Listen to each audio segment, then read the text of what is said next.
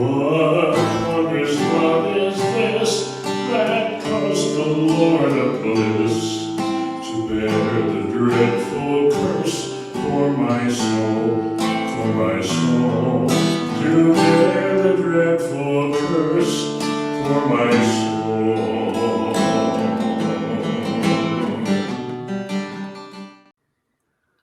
Welcome, everyone, to the Old Testament Survey Analysis. Pastor Gavin is still your host, and I am just the analyst. This is our after show to the Old Testament Survey, where we go a little bit more in depth regarding a few different scriptures. And while Pastor Gavin is still the host, I've done so many episodes that rambling all of our websites and all our outlets off the top of my head has become second nature, which is why I do it in the after show. So please check out Pastor Gavin's channel. Before we get into this episode, check out Pastor Gavin's channel. He's on YouTube. Just search Gavin Whitcomb and you will be able to find him. You can also find him on Facebook. Go to just search Moore's Mountain Church. Yeah, and I'm also on Getter and Trump Social, and Clout Hub. But I think if you click on the link, it just takes you back to YouTube. My YouTube. YouTube. But I posted on those different places. Yeah, he is on those different places. His YouTube channel is definitely going to be the center, the nexus of where you're going to be able to follow Pastor Gavin and all of his content. Because I continue to try and talk him into letting me help him with his Facebook page so that can be the center nexus for him. But I haven't quite talked him into it yet, but I'm going to keep working on it. So this is our good time in the new year to do that. Yeah. Well, like I said, Pastor, you don't need all the time yourself. I'd be happy to assist you. You just gotta be willing to work with me a little bit on it. But let's save that discussion for after the episode here. And I'll keep working on you to talk you into it. So this is our after show. We're going to talk about a few things. We're discussing the book of First Chronicles. And that was written by Ezra the scribe, we believe, and it was written around 450 to 430 BC.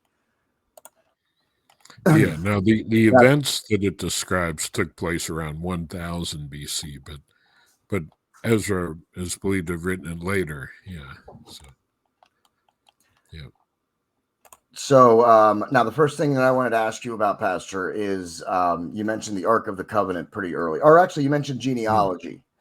And you said that it wasn't going to, it's not something or information that you can necessarily apply in your daily life, but it's there as a reference for information. Why do you think, without getting too much into the conversation of how the Bible was put together or why and all of that, why do you think God willed that part? Why is that part in the Bible, do you think? The genealogy. Well, good question. Well, it's because the Bible is a book of history. And so, God wanted us to know where we came from, and especially the nation of Israel and where Christ came from.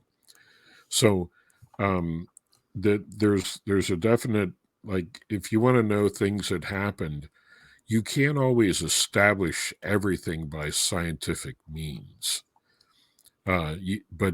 But some things you can establish and know for a fact by historical means, like if the history is recorded and written down. And so, God wanted us to know the early history of the universe and of the human race. So that's one reason. But another reason is that God wanted the people of Israel and Judah to know, where the roots came from Abraham and then Isaac and Jacob, but then what tribe they were from. Because the land of Israel and Judah was divided up according to the tribes and the different families that made up the tribes. So they had to keep some sort of record of that sort of thing. But another reason for those genealogies would be that we would know and be able to identify that Jesus is the Messiah, because he descended from Abraham and Isaac and from Jacob or Israel, and later from King David. So we can see that as well. In order to fulfill the prophecies, you'd have to be a descendant of David. And Jesus was a descendant of David through Mary and also through Joseph. So even though Joseph was Jesus' stepfather, legally he was his father, even though Yeah. God was his real father. Yeah. So, Now let's talk about that. Yeah. Just for a second, you said, and you said that through Mary and Joseph that they were connected through the tribes. Yeah. Now, So I mean, it I was was going to ask many you. generations back, but they both descended from David. So, like, Yeah. Joseph descended from the kings of Judah. Like, you can read his genealogy in the New Testament. I mean, he descended from David and Solomon and, all the kings of Judah. Like, he had a royal lineage. I mean, pretty impressive resume. Yeah. Now, Mary descended from King David, but not through his son Solomon, but through a different son of David, Nathan. So, Okay. so Jesus is the son of David both ways. Okay. Because I wanted to ask you about that, because I didn't realize that Mary was also connected in that way. I was going to ask you, why do we, being that Yeah. Joseph, I know Joseph is his human father. Let's put it in those terms, was his human father. I could just hear someone, making an argument when they were watching this episode, why Mary isn't recognized, or why her lineage isn't recognized, being that she would have a direct relation. Yeah, actually, hers is like Matthew records Joseph's genealogy, and then Luke records Mary's. But see, you recorded the genealogy through the men, because the men actually carry the seed of the family, and then of course, it's the woman's egg fertilizes and carries that seed till it goes to, is developed and gives birth to a child. But that it is actually the male that carries the seed of that family and of that race. So it lists Joseph, who was the son of Heli, which was Mary's father, in the Gospel of Luke. So it traces the men on Mary's line all the way back to King David. Okay. Yeah. Yeah, excellent. I think that was very good. Thank you for explaining that one. Yeah. Now let's move. The Ark of the Covenant. You mentioned the Ark of the Covenant, but you didn't really say what that was. So, what is the Ark of the Covenant for anybody who may not know? Okay, the Ark of the Covenant was you could sort of compare it to a chest, like a cedar chest or a storage chest, rectangular shaped box that God instructed the people of Israel to build for the tabernacle. And later on, the tabernacle, David wanted it to be a permanent building. He thought, Lord, we live in these houses, and here you have this tent. Now God didn't actually live in the tabernacle, but it was the symbol of the presence of God with his people. So God's presence was manifested or revealed in a special way in the tabernacle. So the tabernacle had, the outer courtyard where the altar was, where they sacrificed the animals. Then there was a holy place where they had a couple items, but then there was another room called the Holy of Holies, and nobody could go into that room except for the high priest once a year on the Day of Atonement. And inside of the Holy of Holies was placed the Ark of the Covenant. So it was this rectangular box compared to like a cedar chest, and it had in it the tablets of stone and Aaron's rod that budded, and there was one other thing. When you say the tablets of stone, From the Ten Commandments. The Ten Commandments. That Okay. God wrote. Okay. And then what was the rod? I'm sorry, the rod of. Yeah. Well, there was a time when some people challenged Moses, and there was a rod that Aaron had that budded miraculously, and that was in there too. Okay. And boy, the third item. This is embarrassing, but it eludes me what the other item was. But anyway, we'll have to include that. We'll include it. We'll include a small update with that one, so we can Yeah. discuss the third item then. I'll think of it later. But That's The, usually ma- the way the it goes. main, oh, some manna. That's right. Okay. Oh, manna, what's that? There's a sample of manna. Manna was a food that God miraculously fed the children of Israel while they were going through the wilderness. Okay. And so, like every morning, they would find it on the ground. They were to gather it, and it was a perfect food they could eat. Hmm. So God gave them that to supplement their diet while they were, going through the wilderness. Now they still had sheep and oxen and goats and meat that they could eat, but God provided them. The word manna, I think it means what is it? And so once they entered the land of Canaan, the manna no longer came down from heaven. Interesting. Yeah, so there was a sample of the manna inside the ark as well. Okay. So this ark was like a holy object. On the lid of it, they had like a golden like cherubims, a type of angel that their wings would come out like this and go across the top of it. So it was just a really holy object that you weren't allowed to touch it. And and the Holy of Holies it just symbolized that, hey, you don't mess with God. God is to be taken seriously. So the interesting thing is when Jesus died on the cross, the Gospels tell us that the moment that he died on the cross, when he said, "It is finished," and he died, that there was this thick curtain in the temple that separated the holy place from the most holy place. Mm-hmm. That curtain was ripped by God from top to bottom. So what that showed us is that Christ's death brought an end to that sacrificial system. There's no more need really for the Holy of Holies or the temple or anything, because that had all been fulfilled in Jesus. Now the Jews didn't get it, and they kept sacrificing in the temple and all that.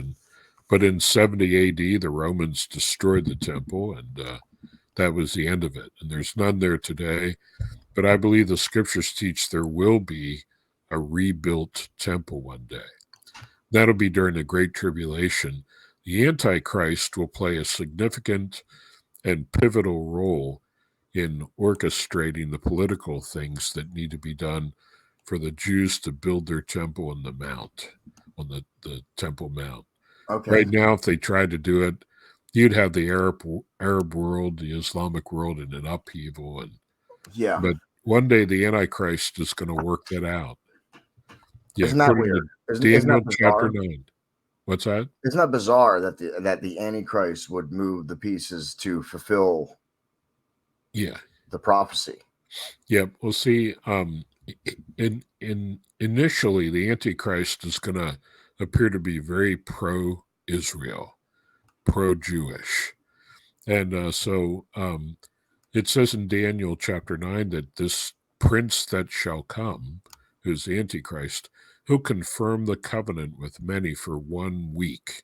And that's a week of years, 7 years. So he's going to say, okay, you Jews, you get the Temple Mount for 7 years. And and you can rebuild your temple, and they will.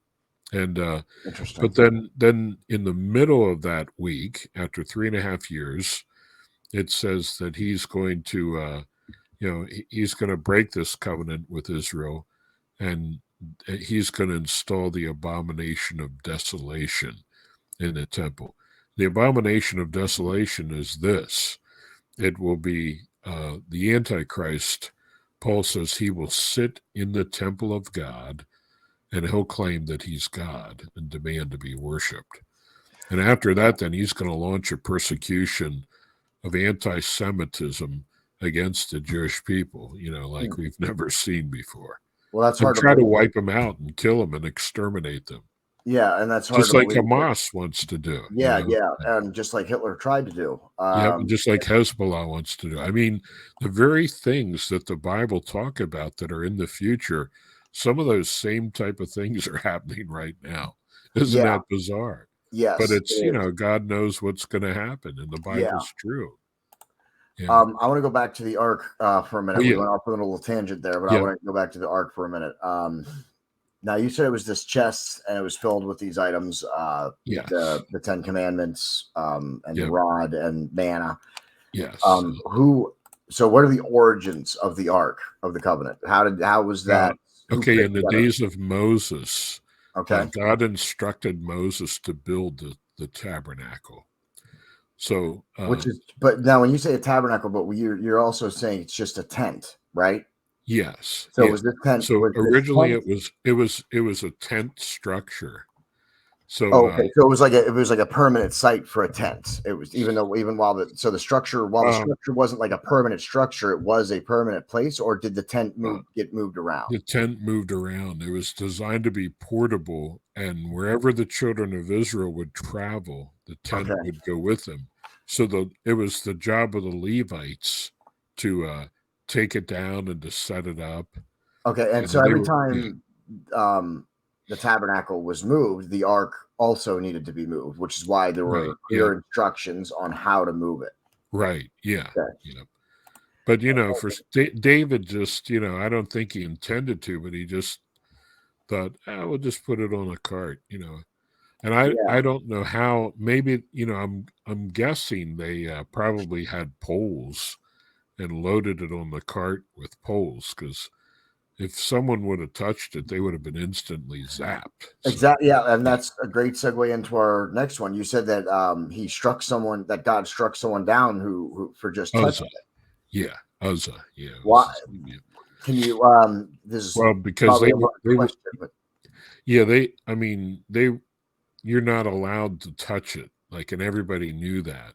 You're just not allowed. That's it. Yeah. It's just something you don't touch. Okay. And we don't know the reasons why. Just that's the way it is. Yeah, because it's a holy object, and it symbolizes the presence of God, that you can't just burst into God's presence. You have to do it His way, and so. Well, death is a pretty severe penalty. So I guess that's you got to think about your parents when you were a kid. You did something you weren't supposed to. They, depending on what it was, would likely react harshly if it was something bad enough. So yeah, and that's a good deterrent. I mean, that's the deterrent of all deterrents. Is death. So if you don't want to die, don't touch it. Who's going to gamble with that? Who's going to take that chance? Right.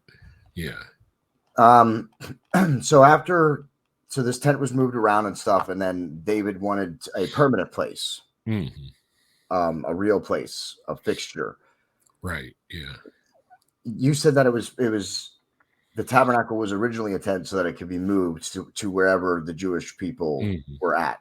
So with David wanting this permanent structure, is that was, I mean, had obviously been in the same place then for a while if he was ordering a permanent structure or wanted a permanent structure. Yes. Yeah. See, God gave it to the children of Israel while they still were moving through they just left Egypt, and they were wandering through the wilderness for a period of 40 years. So that's why it was movable, and portable. Yeah. But they had been in the land for some time now. And so, David, had the idea. Of course, God was behind the idea, I'm convinced. But but it wasn't God's will for David to build it. It was, God wanted Solomon to do it. Yeah. But now you said David made a lot of preparations for this. Yeah. He had a lot of gold, a lot of silver. I mean, he got a lot of the stuff. Where was this? At the time? Where was this? Where would this be kept to be safe? I would imagine he had guards. Probably a treasury room that was heavily guarded, heavily fortified. How do you think? And now we when we talk about the Bible, we talk about there's three things. There's facts, things that we know, and then there's speculation, things that we don't know but we can take an educated guess about.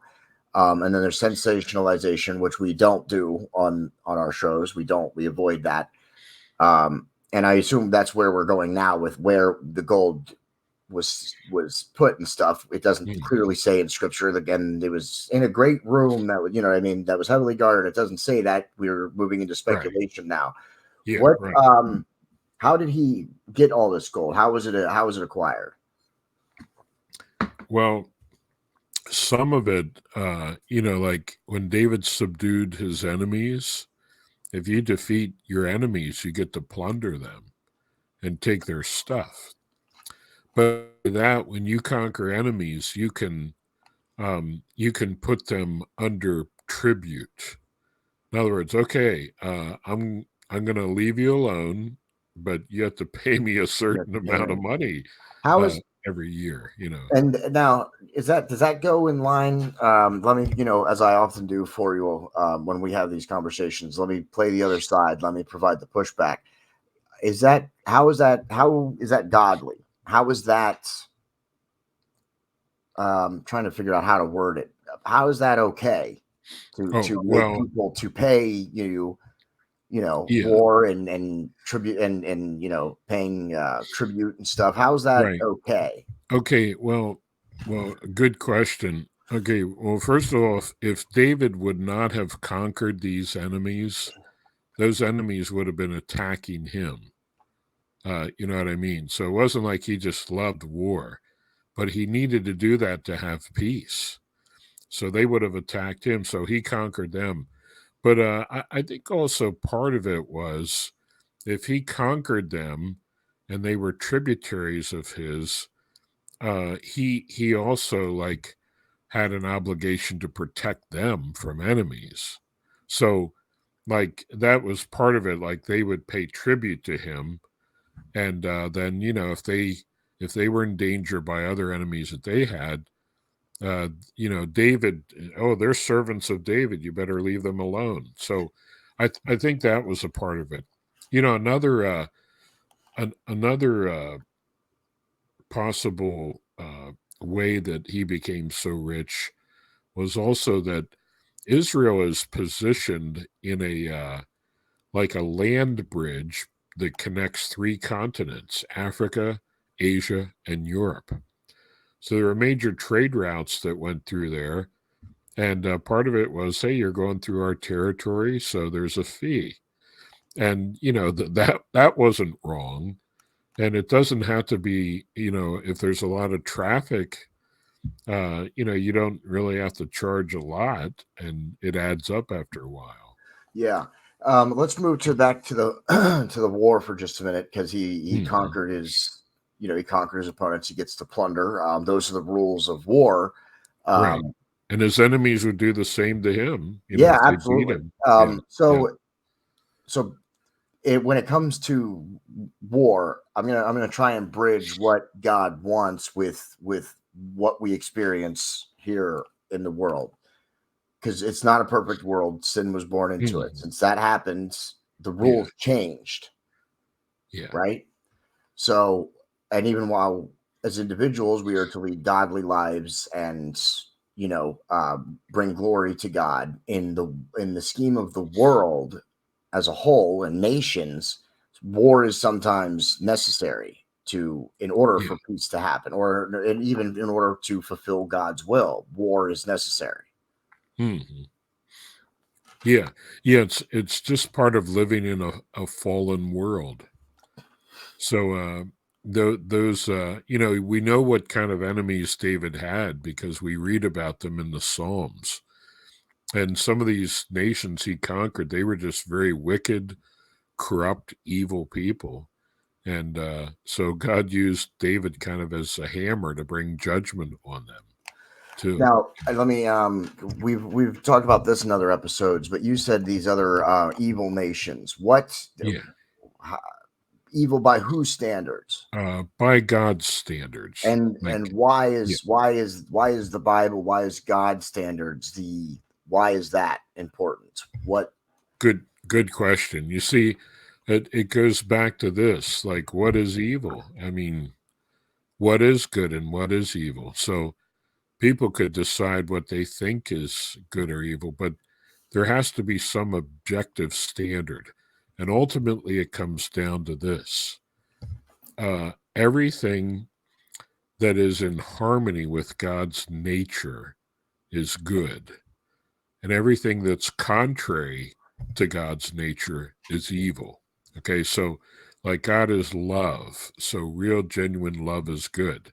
So to hate somebody and want to murder them, that's that goes against God's nature. So it's it's so good and evil are defined by God's nature, and so God has revealed what He's like to us through His Word.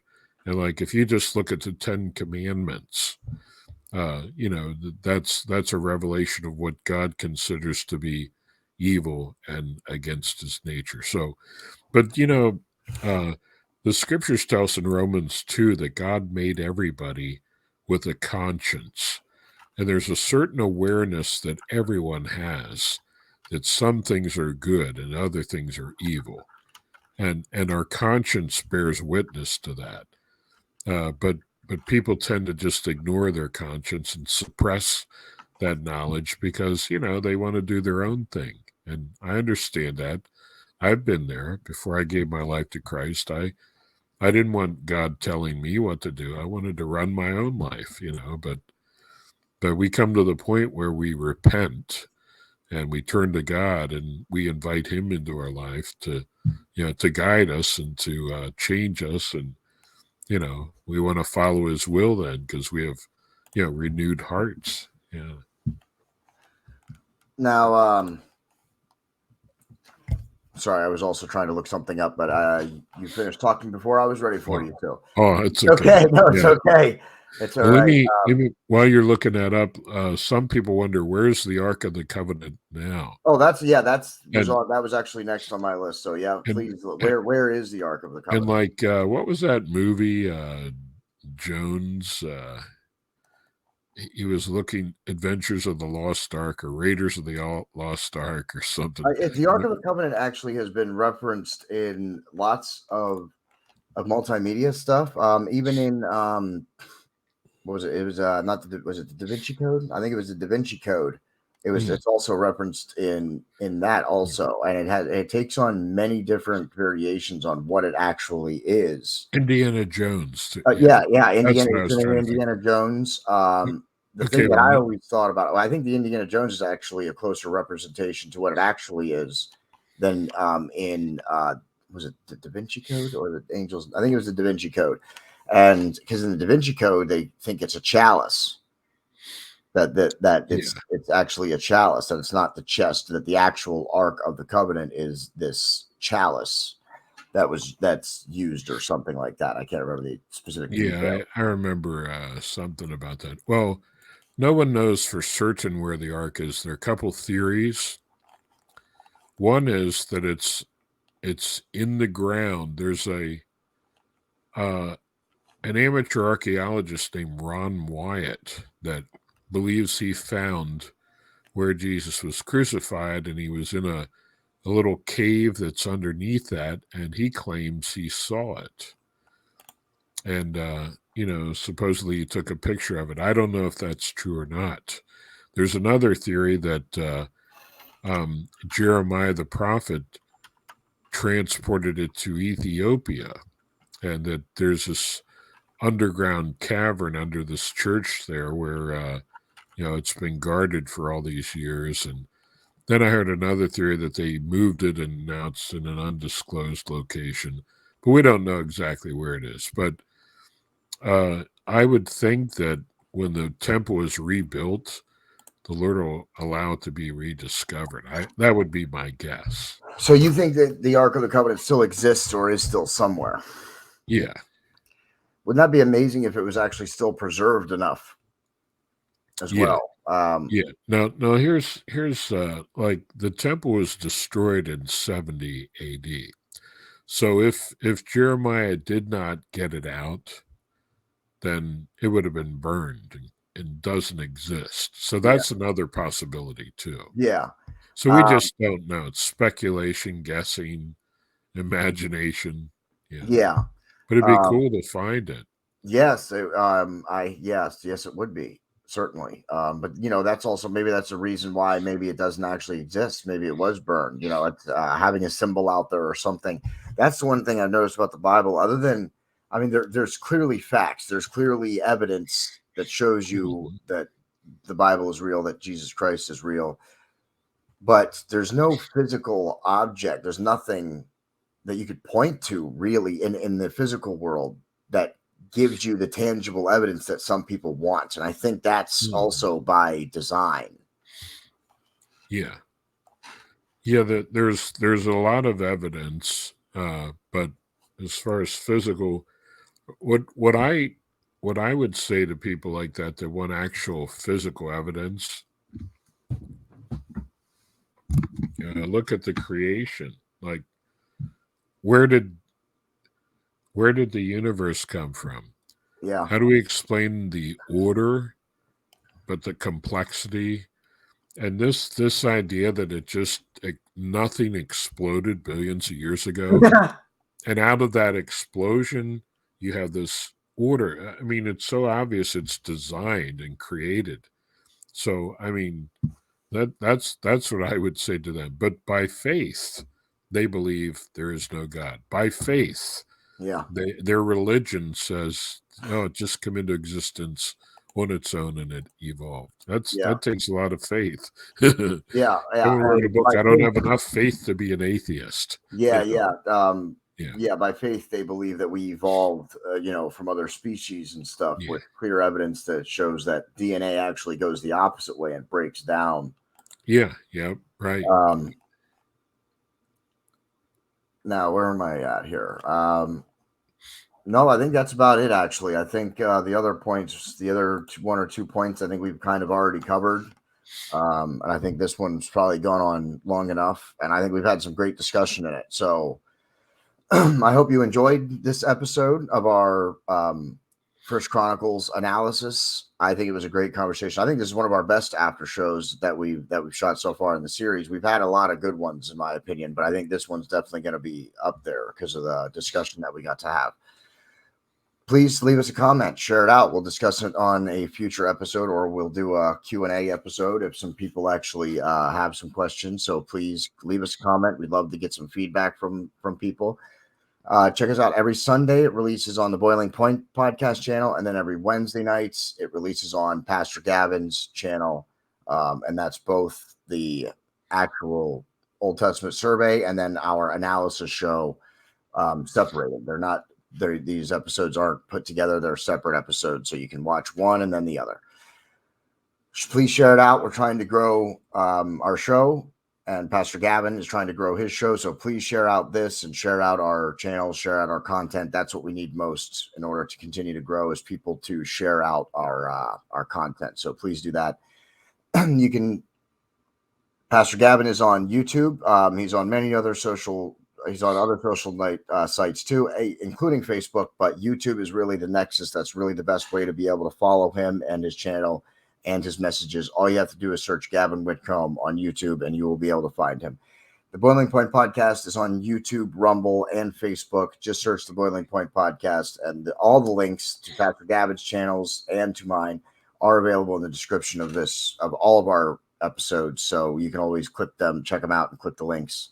And hit the follow button, hit the subscribe button so you can be notified when new episodes and new things come out. For the host, Pastor Gavin Whitcomb, I am the analyst, JD, and this was our Old Testament survey analysis for the first book of First Chronicles. That's the end.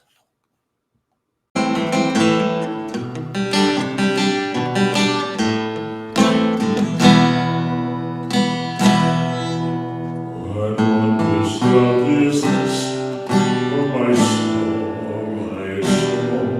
what wondrous love is this, oh my soul, what wondrous love is this, here comes the Lord of bliss, to bear the dreadful curse, for my soul, to bear the dreadful curse, for my